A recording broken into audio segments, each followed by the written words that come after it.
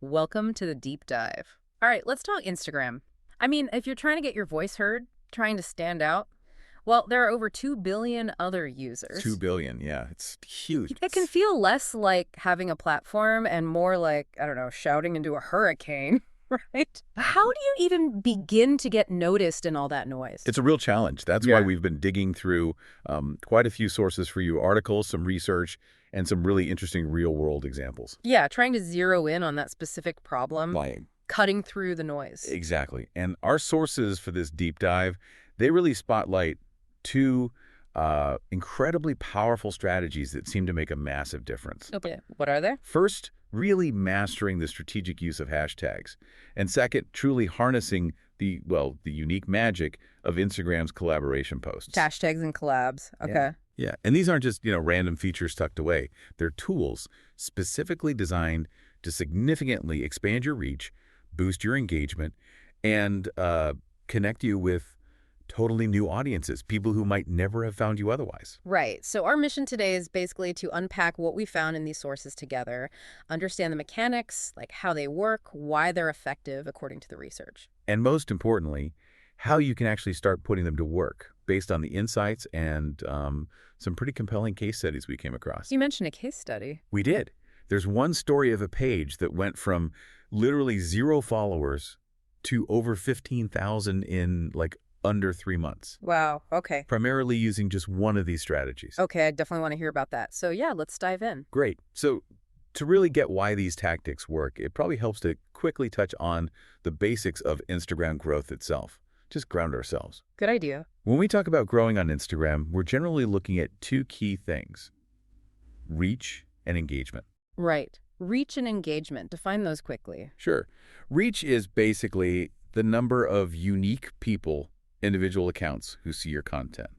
Impressions, on the other hand, that's the total number of times your content gets displayed. So one person might see it 3 times, that's 3 impressions, but only 1 reach. Okay, got it. Reach is unique people, impressions are total views, and engagement. That's the crucial one, isn't it? That's where things get really interesting, yeah. It's not just passive scrolling. Engagement is about people actually doing something with your post. Like hitting the like button. Hitting like, leaving a comment, even just an emoji counts. Sharing it to their stories or with a friend, or maybe saving it for later. Okay. Those actions. Exactly. Yeah. And the research is really clear on this. Engagement is the #1 signal Instagram's algorithm pays attention to. It's literally designed to prioritize content that keeps users on the app interacting. How does it know what to prioritize? Well, it looks at a bunch of factors like who users have engaged with before, the type of content they usually like or comment on, their general preferences. But basically, the more interaction a post gets, the more valuable Instagram sees it. So if your post gets people talking, liking, sharing, Instagram thinks, okay, this is good stuff, and shows it to more people. Precisely. It gives it a boost. And we see this especially with features. Instagram is actively pushing like Reels right now, or interactive stickers and stories. Using those can help. So it's a cycle then. It really is. Right. Increasing your reach gets your content in front of more potential engagers. Higher reach creates more chances for that vital interaction. Which then tells the algorithm, hey, show this even more. You got it. It's that positive feedback loop you really want to tap into for growth. Okay, but starting out, getting that initial reach when you have like 10 followers, that feels like the hard part. How do you find people who aren't already following you? Where did the sources say to start? That's the million-dollar question, isn't it? And the research points directly to hashtags as the fundamental tool for this initial discoverability. Hashtags. Right. Think of them like digital signposts or categories. When you add a hashtag to your caption or even the first comment, Does it matter where? Caption or comment? we'll get to that. But adding it essentially tags your post, making it searchable and categorizable. And that searchability means it shows up where? In the main Explore tab. Or those specific hashtag feeds people follow. Both, exactly. It gets your content appearing in places where people are actively looking for specific topics or content like yours. People browsing hashtag vegan recipes, for example. Ah, okay. So it's not just random exposure, it's exposure to people who are already interested. That's the goal. More appearances means more impressions, obviously, which opens the door for engagement from potential new followers who discovered you because of that specific hashtag. So getting found by the right people, not just anyone. Precisely. And the articles we looked at had some Really practical, actionable, best practices for using them effectively. The first one is absolutely crucial.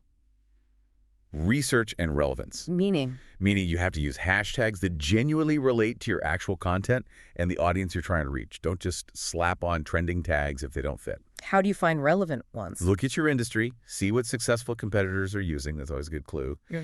And definitely use Instagram's own search bar.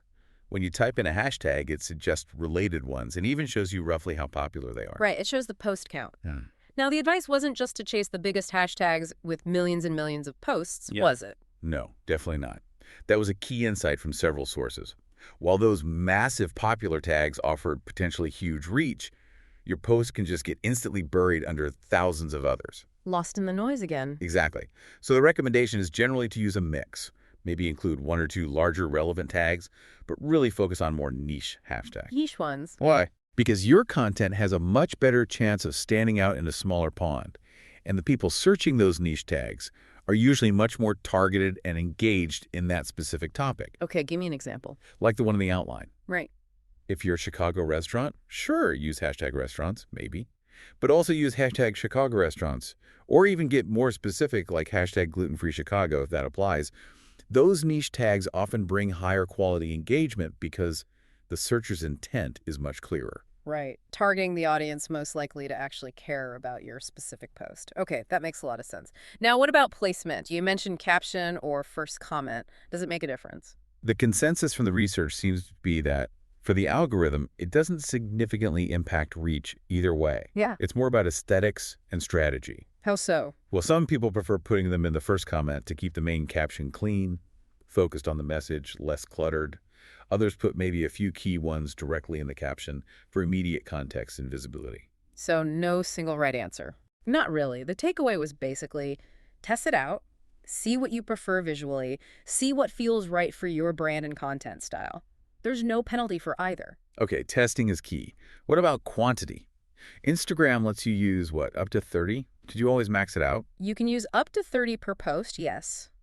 But the advice wasn't necessarily more is always better. Oh, why not? Some studies suggested that using too many hashtags, especially if they're kind of irrelevant or overly generic, can actually decrease engagement. It can look a bit spammy or maybe dilute the focus of your post. Right, like you're just trying to grab attention from everywhere instead of focusing. Exactly. So a common recommendation was to maybe start with, say, 3 to 5 highly relevant hashtags directly in the caption.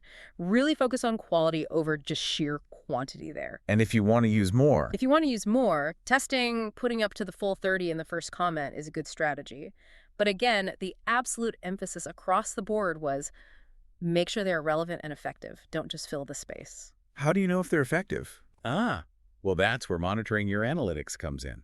Instagram Insights can show you how much reach came from hashtags on your posts.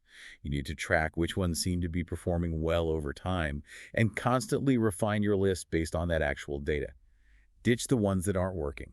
So it's an ongoing process, not just set it and forget it. Definitely. Hashtags aren't just for getting found initially, they're active growth drivers when used strategically. They really turbocharge your exposure beyond just your existing followers. They can spark new conversations by connecting you with interested users. And they even give you competitive intel, like you said. You can see what hashtags others in your space are using successfully. And they can link digital to real-world stuff too, right? Like branded hashtags for campaigns. Absolutely. The articles we reviewed did a great job breaking down the different types of hashtags, which is super helpful for building a more thoughtful strategy instead of just grabbing random popular ones. Okay, let's quickly run through those types. You have your core branded hashtags, unique to you, like hashtag grow home was an example. Right. Then specific campaign hashtags for promotions or initiatives, like hashtag EssenceFest Target or REI's really famous hashtag Opt Outside Challenge. Very effective. Product or service tags are pretty straightforward, like hashtag enterprise software. Easy enough. And I really like the idea of community tags. Those are powerful. They bring together people who share a passion, like hashtag craft beer lover, or back to our Chicago example, hashtag eats for food lovers there. Yeah, and hashtag seats is also a good example of a location tag combined with a topic. Super useful if you're a local business, obviously. Definitely. Then you have Holiday or daily tags like hashtag Monday motivation or, hashtag International Sushi Day. These let you tap into broader, timely conversations. Niche hashtags like hashtag vegan recipes target those very specific interests. Probably a highly engaged audience there. Usually, yes. And event tags for things like conferences or festivals, hashtag SDCC for San Diego Comic-Con is a classic example. Everyone attending or interested uses it. And finally, trending hashtags. These sound tricky. They are. High risk, high reward, as one source put it. Like jumping on a viral meme trend. You have to be incredibly fast, like same-day fast. And relevant. And genuinely relevant. Your content has to actually add something to that specific trend or conversation. If you're late, or if you force it awkwardly, it could just fall completely flat. Or worse, look out of touch. Yeah, timing and relevance are everything there. Okay.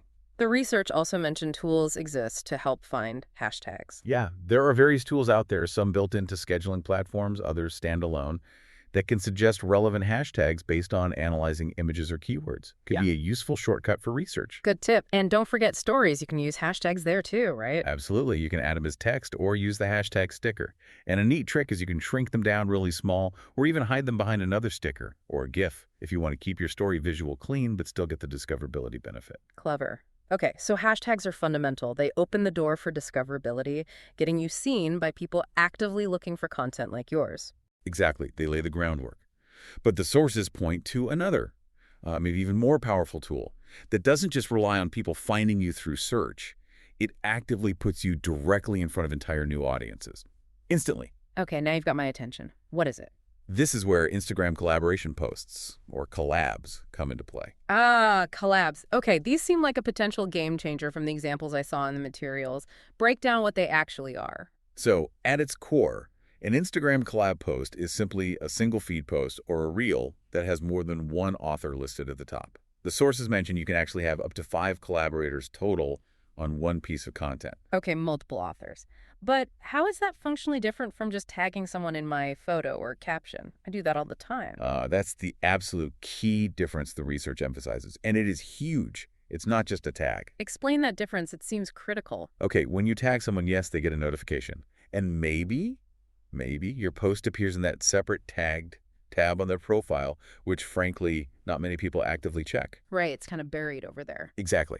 Critically, their followers do not automatically see your tagged post pop up in their main feed. Yeah. It doesn't get distributed to their audience. Okay, hold on. Let me make sure I'm getting this right based on the sources. You're saying with a collab post, it doesn't just sit passively in a tagged tab somewhere. Correct. It actually shows up directly in the main scrolling feed of the collaborators' followers, just like their own posts. Exactly right. And that is the point the research really, really hammers home. A collab post appears simultaneously on the profiles and in the main feeds of all the designated collaborators. Wow. And they share everything. The likes, the views, the comments are all aggregated on that single post across all profiles. Plus, you are both or all listed right there in the header as co-authors. Okay, so that guarantees visibility to their audience in a way that a simple tag absolutely does not. That's massive. It's a fundamental difference. It signifies a mutual agreement, too, because the invited collaborator actually has to accept the invitation. It's not just you tagging them, it's them agreeing to co-publish. And metrics. Both parties, or all parties, get access to the post's performance metrics in their others. Insights, the combined reach, the total engagement across all the shared audiences. It formalizes a partnership right within the post itself. Okay, that difference between a tag and a collab is huge. Got it. Yeah. So how do you actually set one up? Is it complicated? No, it's actually pretty straightforward based on the guides we looked at. You just start creating a new post or a reel like you normally would. Upload your photo or video, write your caption. Standard stuff so far. Then right before you hit share, you go to the tag people option. Inside there, alongside tagging, you'll see an option that says invite collaborator. Ah, okay. Invite collaborator. Yep. You tap that, type in their username, select their account. You can repeat that for up to 5 accounts total, remember. Then you share the post as usual. Is that it? Almost. There's one crucial final step, as I mentioned. The person or people you invited must go to their notifications or DMs. They'll get an invitation message and actively click accept. Ah, they have to opt in. Exactly. Only after they accept will the post actually appear on their profile and start showing up in their followers' feeds. Yeah. There are a couple of prerequisites, too, like Both accounts need to be public, and you need to have tags mentions allowed in your settings, but most people do by default. Okay, makes sense. So now we know what is co-authored, shared audience, shared metrics, and how to technically do it.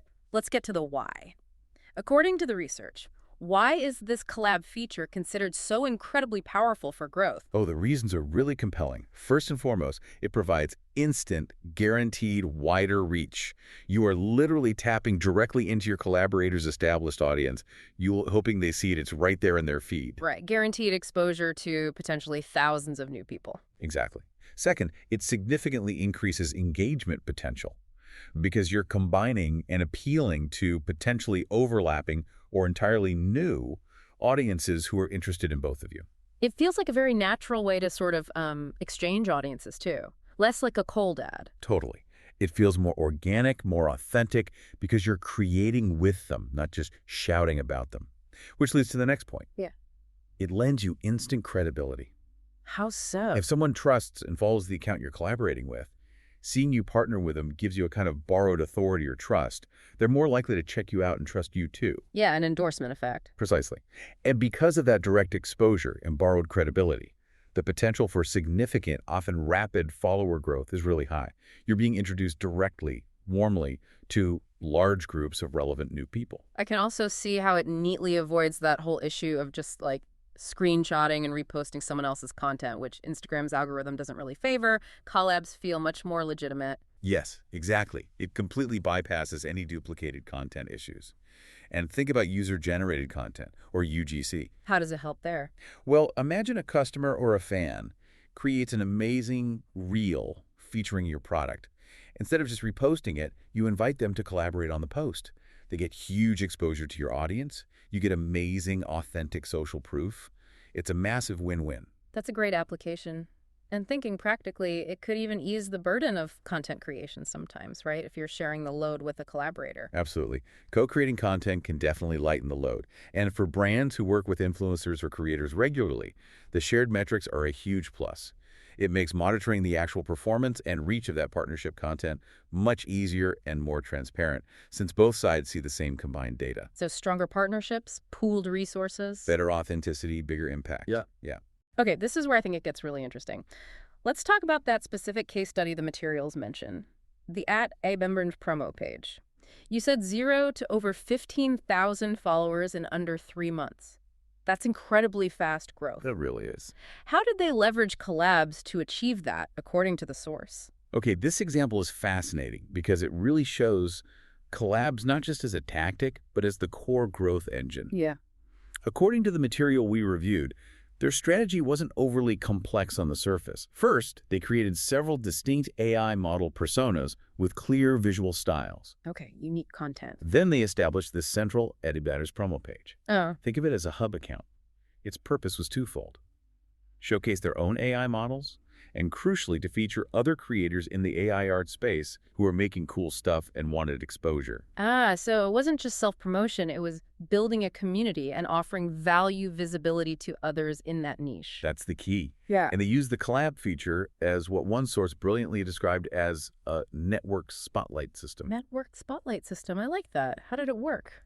Creators making similar AI art would either be invited by the hub page to collaborate on a feature post, or the creators themselves would invite the Baddie's promo hub page as a collaborator on their own posts, showcasing their art. Okay, so the collaboration could be initiated either way. And because it's a collab, That creator's post instantly appears in the feeds of all 15,000 plus followers of the Baddie's promo hub. Massive instant reach for the creator. and vice versa, when the hub posted a collab. Exactly. The hub page's collaborative content would get seen by that specific creator's followers too. It created this incredibly powerful positive feedback loop. Explain the loop. Okay, a collab post equals dual exposure, hitting both audiences simultaneously. Dual exposure equals more reach for everyone involved, the creator and the hub. More reach means more creators see the benefit and want to collaborate with the hub. More creators collaborating feeds more high-quality content onto the hub, which attracts more followers to the hub page. Wow. Collab leads to exposure, leads to more collabs, leads to more followers. Precisely. The source called it exposure on steroids. It's a perfect illustration of how leveraging the collab feature for mutual benefit can accelerate growth exponentially, especially within a niche community. It's built on reciprocity. That case study really drives home the power of sharing audiences through this feature. What other kinds of concrete examples did the sources provide to show successful collabs in different contexts? Oh, there were several really good ones covering different scenarios. Think about running giveaways. Instead of just you promoting it, partner with another complementary brand or a creator using a collab post. Instantly, you've pooled your combined follower counts. The potential reach for that giveaway becomes enormous. Yeah, that makes total sense for giveaways. What else? Showcasing brand values or partnerships. The example given was Vicks collaborating with a parenting creator at Mom Duty. They showed Vapor Rub being used naturally within a relatable family bedtime routine, much more effective than a standard ad. Okay, so integrating the product naturally. What about influencers? Partnering with niche influencers for specific campaigns, like a product launch. There's an example of a food market, a public market food, collaborating with a vegan blogger at Anavotino to promote maybe a new vegan vendor or product. It hits exactly the right audience through a trusted voice in that community. Yes, or brands featuring commissioned content they paid a creator to make. Apple does this brilliantly. They collaborate with professional filmmakers who shoot stunning videos on iPhones. Posting it as a collab adds immense credibility and showcases the product's capabilities authentically. That's smart. What about retail? Multi-brand retailers like Sephora can use collabs to feature specific partner brands they carry. Imagine Sephora doing a collab post with, say, at Fenty Beauty, highlighting a new product drop. It benefits both. Sephora drives traffic. Fenty taps into Sephora's huge audience directly. Featuring your own employees too, right? That felt very authentic. The At Life Molly example, showing team member stories through collabs between the company page and the employee's personal page. Absolutely. Builds culture and humanizes the brand. Yeah. And you can extend that idea to events. An event organizer collaborating with a headliner, a keynote speaker, or a featured artist. Sotheby's Auction House did a collab post with the famous photographer David Bailey for his exhibition they were hosting. Puts the event right in front of the artist's dedicated fans. Even musicians and platforms. Yeah, like Dua Lipa doing collabs directly with Spotify's official account to announce new releases or exclusive content. It reaches her listeners right where they consume her music. It really seems like almost any kind of partnership, cross-promotion, or even internal highlight can be significantly amplified using the collab feature instead of just a simple tag or mention. That was definitely the impression from the sources. It formalizes and maximizes the visibility of those relationships. And the research didn't just stop at who to collaborate with. It offered expert tips on how to make those collabs really resonate and maximize engagement, drawing heavily from successful campaigns run by brands like Booking.com. Okay, what were some of those tips for making the collaboration itself more engaging? A core principle that came up repeatedly was, let the content creators do what they do best. Give them creative freedom within the partnership's goals. Don't stifle their style. Right, like the Booking.com example where they worked with a creator known for funny sketches. They let him weave the brand mention into his unique comedic style rather than forcing some awkward scripted ad read. Makes it way more watchable. Exactly. It feels authentic to the creator, which makes the brand integration feel more natural to their audience. Another tip was using collaborations to tap into cultural moments authentically through the collaborator's specific lens. What was the example there? Booking.com teaming up with mermaid performers during Fleet Week in New York. It was unexpected, timely, and used the creator's unique niche to connect with the event in a way that felt less corporate and more plugged in and fun. Okay, leveraging the creator's unique perspective. What else? Using creators to show new, maybe more relatable or unexpected sides of your brand. The example was Booking.com working with this Japanese creator at USpy, who's famous for doing really inventive, almost Rube Goldberg-esque tricks. They had him promote their Genius loyalty program through one of his signature creative videos. Much more memorable and engaging than a standard benefits list. Yeah, it makes the brand feel more human, maybe more creative by association. Definitely. They also highlighted the importance of featuring your brand naturally within the content itself, not just, holding up a product awkwardly. How did they suggest doing that? Maybe having subtly branded merchandise or props included in the scene. Booking.com apparently created custom clothing for a creator who was promoting a giveaway, making the brand presence feel integrated rather than tacked on. Smart. And the last big tip was about values. Yes, promoting your brand values by carefully selecting creators who genuinely align with them. This one was fascinating. Booking.com partnered with Barney. Wait, Barney the purple dinosaur? Yes, Barney. to promote the idea of self-care through travel. It was surprising, nostalgic for a certain audience, and Barney's core message of positivity well-being genuinely reinforced the campaign's theme in a really memorable, authentic way. They found a collaborator who embodied the value. Wow, okay. That shows real creative thinking in choosing collaborators. So these examples really highlight that the how of the collaboration, the creative concept and execution, is just as vital as the who you partner with. It needs to resonate with both audiences to be truly effective. Absolutely. And just quickly, on the mechanics, the sources mentioned a few details. The original author technically owns the collab content. They have the power to delete it, which would remove it from all collaborators' profiles. They can also switch the post to private later, which limits visibility. Can the collaborator remove themselves? Yes, a collaborator can choose to leave the collaboration at any time through the post options. That removes them as a co-author and takes the post off their profile, but it doesn't delete the original post from the author's page. And naturally, all collab posts still have to follow Instagram's standard community guidelines. Okay, good details to know. So let's try and pull all these threads together. We've looked deep into hashtags and collabs. What's the big picture takeaway from the sources? The big takeaway seems to be that while hashtags are crucial for opening that initial door to discoverability, and collabs can amplify your reach exponentially once you have some connections, neither of these tools exists in a vacuum. Right, they need to be part of something bigger. Exactly. They are most powerful when integrated into a broader, consistent, and connected Instagram strategy. You can't just rely on one trick. So what does that broader strategy look like, according to the research? What else supports these tools? Well, the sources consistently mentioned other important tactics. Things like actively leveraging Reels, because the algorithm is currently giving them significant visibility, especially to non-followers. That complements hashtag discovery. Consistency, too, right? Posting regularly. Huge. Posting consistently signals to the algorithm that your account is active and worth showing. Using stories effectively is also key, not just posting, but using interactive features like polls, quizzes, question stickers. Those keep you top of mind and encourage direct engagement. And actually talking back to people. Oh, absolutely critical. Actively engaging with your audience, responding thoughtfully to comments, answering DMs, even engaging with their content sometimes. That's how you build a real community, not just an audience. Highlighting user-generated content, maybe through collabs like we discussed, or just resharing to stories. Yes, UGC is powerful social proof. Going live occasionally can also forge a strong real-time connection. And underlying all of this is the need to constantly analyze your performance metrics. Use Instagram Insights religiously. To see what's actually working. Exactly. Yeah. See which content formats resonate most, which hashtags are actually driving reach for you, which collaborations delivered the best results, and then refine your strategy based on that real data. So it sounds like the winning formula, based on these sources, is a strategic mix.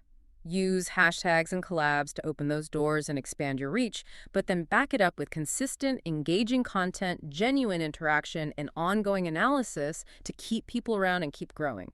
Tailoring that mix is key. That nails it. We've really seen how strategically using hashtags makes your content discoverable, putting it right in front of people who are actively searching for it. It's about meeting existing interest. And then the collab feature acts almost like a force multiplier, dramatically amplifying your reach by letting you borrow or share audiences, building credibility through that association. It underscores the massive potential these tools have, not just for follower numbers, but for sparking genuine engagement and building a real sense of community significantly by working with others, not just broadcasting alone. Which leads to a final thought, perhaps. If collaboration and this kind of community building are becoming such powerful engines for visibility in these incredibly crowded digital spaces like Instagram, what does that suggest about the future of building an online presence? Is it maybe becoming less about perfecting the solo performance? And more about genuinely participating in, contributing to, and maybe even building networked communities. Something to think about.